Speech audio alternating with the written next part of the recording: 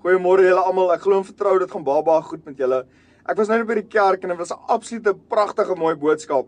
En ek wil graag net vir jou kom sê, en daar was baie comments op my vorige video's, en ek wil graag vir jou kom sê, die rede hoekom jy nie jou sukses behaal nie, die rede hoekom jy nie kan opstaan na wat met jou gebeur het nie, en ek sê dit met alles respek en alle liefde, en ek mag dalk followers verloor, maar dis okay, want julle mag dalk nie my hart verstaan nie.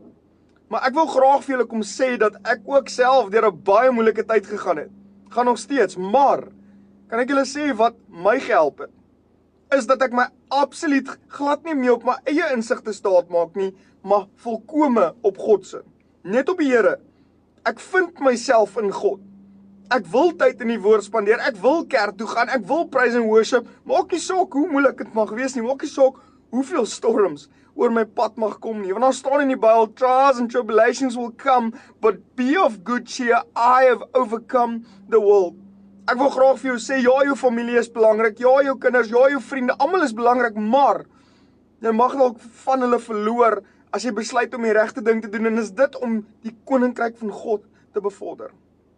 Daar staan in Matteus 6 vers 33 staan daar, ondersoek die koninkryk van God en al sy geregtigheid en alles anders sal vir jou verskaf word. Ek wil jou uitdaag nou, terwyl jy in jou storm sit, terwyl jy in 'n moeilike plek is, in 'n moeilike situasie en iets wat met jou mag gebeur het, jy dalk nie nou verstaan nie. Ek wil graag jou uitdaag en ek wil vir jou sê, sit jou vertroue volkome in God. En jy sal sien, die uitkoms is soveel beter. En jy kan geluk vind in jouself en jy kan gelukkig wees want jy het jou vertroue op God geplaas. Mag die Here jou regtig hartlik opreg seën en mag jy 'n geseënde week hê wat voorlê. Asseblief, ek vra mooi, daag jou uit. En verstaan my hart as ek hierdie sê. Dis met alle liefde en respek gesê. Maar sit God eerste. Altyd. God bless.